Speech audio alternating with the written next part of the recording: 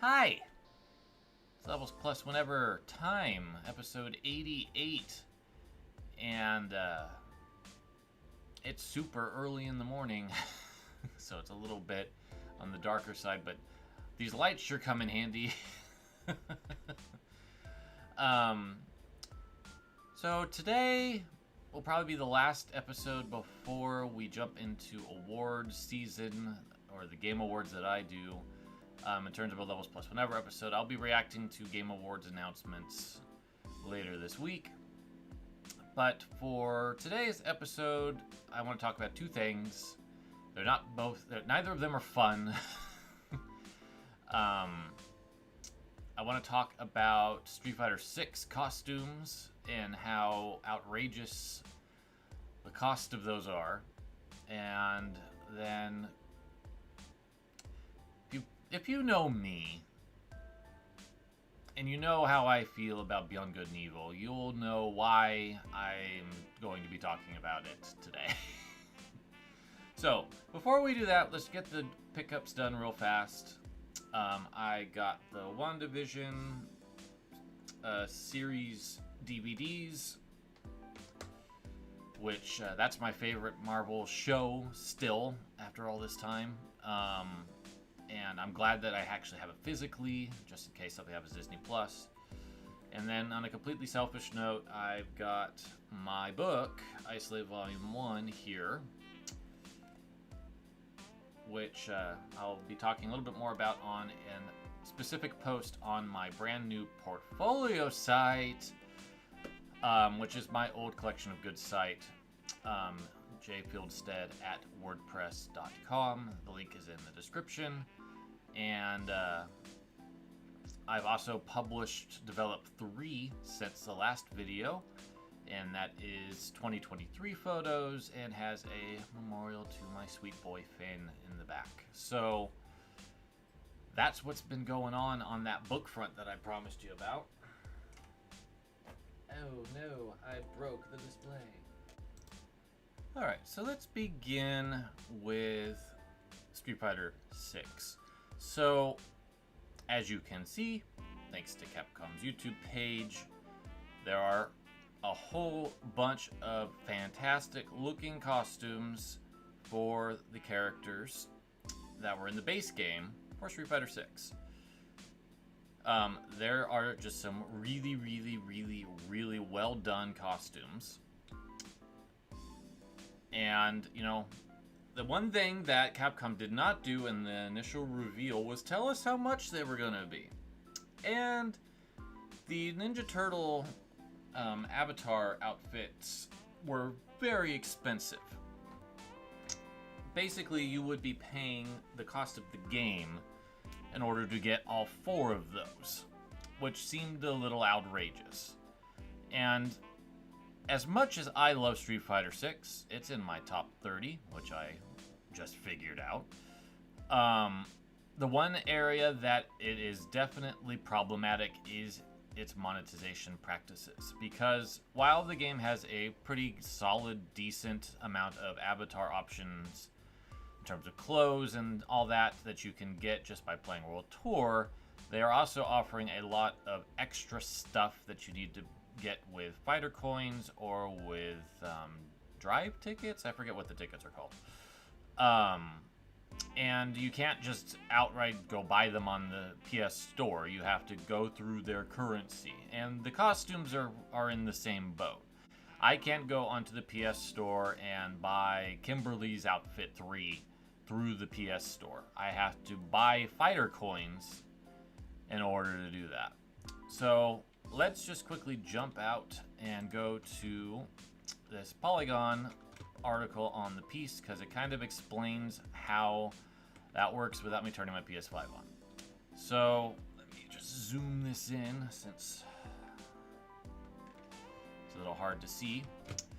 So a new outfit costs 300 fighter coins, but you can only buy them in these sorts of quantities. So if I were to pay Capcom through the PS Store for fighter coins for 250, I think that's $6 and it's still not enough to buy one costume. So you technically have to do this option to get a costume unless you have some leftover coins from buying a deluxe edition of the game. That translates to $12, and you're going to have basically enough to buy 2 costumes. So you cannot buy just one costume in this game. You're going to have to buy 2. So if you only like one, or you only have one main and you only want to get the costume for that main, too bad, Capcom says. And then you'll still have 10 coins left over if you had none to begin with. So, as they say here, it would cost about $100 to get enough coins to buy all 18 costumes. That's really outrageous. And it's unfortunate that it's something that is marring what is otherwise a phenomenally well-made, well-directed game. Because Street Fighter VI is one of the best fighting games I've ever played. It is exceptionally well crafted, and the only major flaw that it has, on the grand scheme of me at least, is the monetization. I do have some other smaller nitpicks that I have in my opinion piece that I wrote on it, but ultimately, it's just shitty. There's no better word. So I'm going to go ahead and breach the levels plus whatever profanity policy, because there's really no better way to describe it. It's shitty.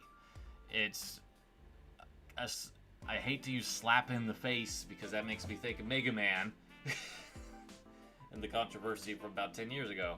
But it is kind of like an insult to people that love this game and love these characters, that you need to spend another $100, which is $40 more than the game costs, in order to get new looks for the characters. Street Fighter VI has been in a bit of a content drought. Aki came out in October, and outside of premium pass stuff, which is really just avatar costumes and miscellaneous music tracks and such that aren't really essential to the game, these outfits matter to people. People like to have their characters look cool. And a lot of these outfits do that. There are some really, really good designs in this bunch. Personally, when I look at them, I want to get Juris, because that is just perfect for her. I want to get Chun's. I want to get Kimberly's. I want to get Cammy's. I want to get Lily's and Manon's. I would probably get DJs, and I probably would get JP's too. I like all of them. So, an option down the road of a combo pack would be wonderful for me. And that's basically what I'm waiting for, because I'm not paying $100 for these costumes. I like all these costumes except Blanca and Luke, because I never liked Luke's Street Fighter V outfit. It looks better here, but I still don't really like it. And Blanca-chan is lazy, because they did that in Street Fighter V. Otherwise, I think all of them look good to phenomenal. But I'm not buying any of them. And I want to. That's, the catch, really, honestly, is that I want to buy these costumes, but I just don't feel like it's appropriate to buy these costumes when this is the system that there's in place to do so. I don't like it, and I don't want to support it. So I'm going to try really hard to not. So that's what's going on with Street Fighter. I didn't think it was going to be a long talk. I just wanted to say that I don't like it. I don't think it's a good situation that they've got going on there. And I hope that Capcom does something quickly to rebound from it, because they are getting reeled pretty hard right now. And it sucks, because Street Fighter VI is a fantastic game, and this shouldn't be taking away from how good it is. Alright. Nintendo Everything was the first place I saw it, so I'm just going to go ahead and run here. Beyond Good and Evil 20th Anniversary Edition was accidentally leaked on Xbox. Game Pass. Last week. And very quickly, Ubisoft had to actually issue a message saying that, yeah, we're doing it. It's coming in 2024. We'll briefly talk about what's new about it, and then I'm going to talk about it. So it now has 4K graphics at 60 frames per second. They've improved the graphics control and audio with brand new autosave and cross-save features. There's a new speedrun mode, updated achievements, and there will be a collection of development and secret stuff in the anniversary gallery. Probably a lot of the artwork and maybe some other stuff. But it looks like it's the whole game. The screenshots look pretty good. The lighting looks really nice. So we'll just glance at a couple more of those. So, like, that looks pretty good. It looks like Ubisoft put some care into it. The unfortunate thing is when this leaked, it leaked with a playable build of the game on Xbox. So there was some actual gameplay people could do before it got taken down, and it didn't look as good as the screenshots did. There was a lot of textures that were not finished. I think Jade's headband wasn't done. So it looked kind of funny. Some of the lighting wasn't ready. So basically, a beta version of the game was up on mistake. So my hope, it's so complex talking about Beyond Good and Evil because I love that game. It is in my top 5 games of all time. It's been my #1 game for a very long time until very recently when I decided that Super Metroid should be. But it's still in my top 5. It's number 3. I could even say it's in the top 3 games I've ever played. And I love Beyond Good and Evil. It's phenomenally well made. Jade is the greatest video game character ever made, in my opinion. Wonderful soundtrack, compelling story and narrative, with great supporting characters, really good voice acting for the time. It's written well. The gameplay is fun and engaging outside of the stealth sections where you can get insta-killed. It's a really great game. And it sucks that it's made by Ubisoft, one of the worst companies in the video game industry. And I just literally was complaining about Ubisoft last episode. But I have an article that's not even up to date with their, I guess I could say shit today, because that's basically the mode, full of their shit. And it's like, I updated it last, like, in 2021, and there's still so much more shit that has come out about how bad Ubisoft is to work for, how the sexual misconduct problems have not fully been addressed 4 or 5 years later. How some of the people that are responsible for that misconduct are still at the company. There's a lot of problems supporting Ubisoft no matter what game it is, even if it is my favorite game of all time. So, as much as I want to actually support this game because I love it, I can't, with good conscience, spend money on it. And it sucks because I would love to have it on a modern platform.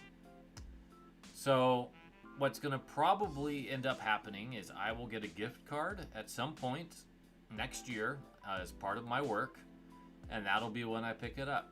I don't spend any money to get that gift card, so technically I'm not giving any money. And that'll probably be how I decide to pick this up. No idea on a date or a cost, but I am happy and not happy at the same time. It's like, I love this game, I want to have it on my Switch or PS5, whatever ends up running it better.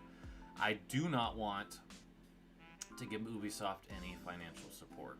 It's just, I wish this franchise went to somebody else. I really do, because it's very clear outside of, you know, this actually being a well-made remaster, which I would argue HD was debatable. It was not as good as it could have been. This looks a lot better. Ubisoft doesn't know what the flip to do with Beyond Good and Evil. They are making a prequel that doesn't capture the spirit of Beyond Good and Evil. And the director left the project midway through. And then...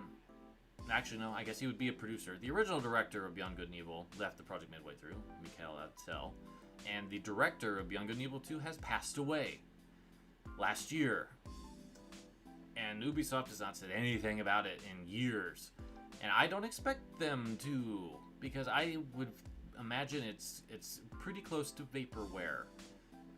But it's still not the game that people wanted. It is not continuing Jade's story past what happened in Beyond Good and Evil. It's telling how she got to be Jade. But you're not her. You're rando NPC inserted into a pirate crew that Paige is a part of. And it's the scope of the game is outrageous. It's like it's turning it into this massive space epic when it's like, no. This is a very personal, centralized story. And the original pitch for Beyond Good and Evil 2 was to continue that. And now we can't because corporate.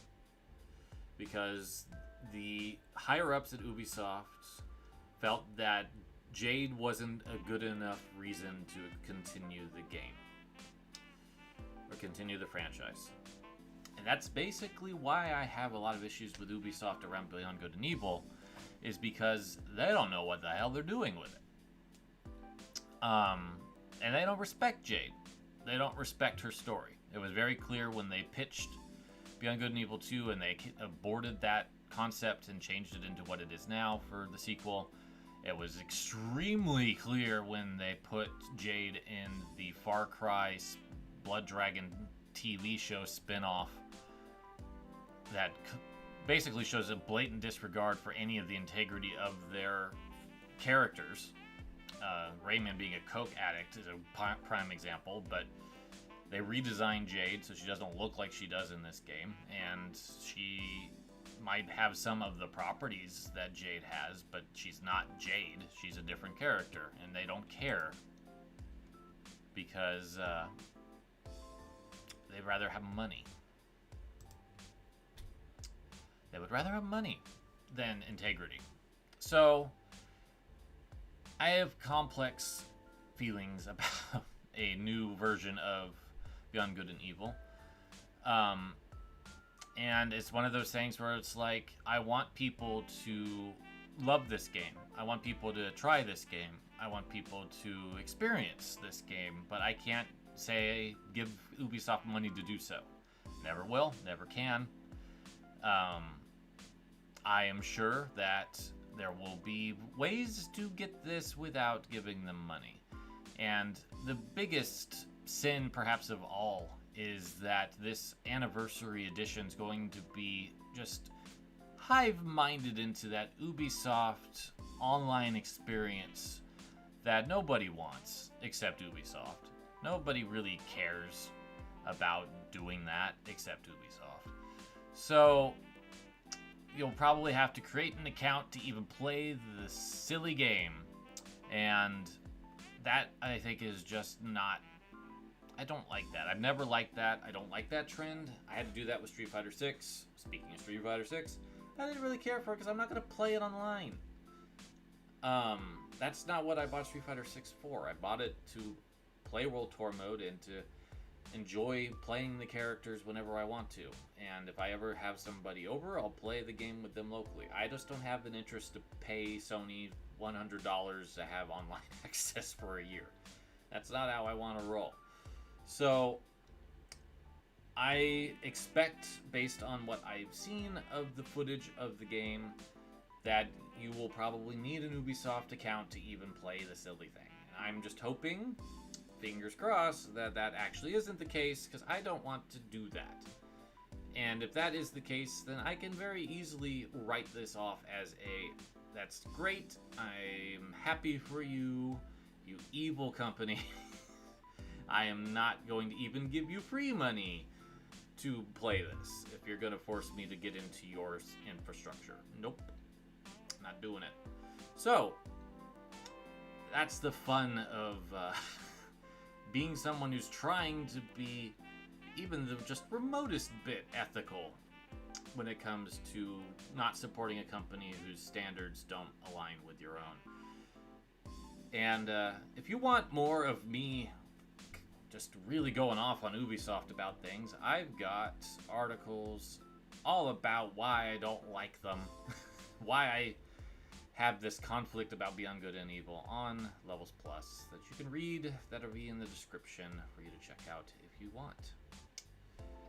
Alright, well, we'll keep this episode brief. Thank you so much for watching. And, you know, this is the side of video games I don't like as much. I don't like when corporate greed and just employee disrespect and abuse are discussed or involved. I mean, it's everywhere. That's the thing that sucks most about being a fan of video games, is that is everywhere, and it is hard to avoid. But with companies like Ubisoft and Activision Blizzard, it's a lot easier to just block them entirely because they're so big.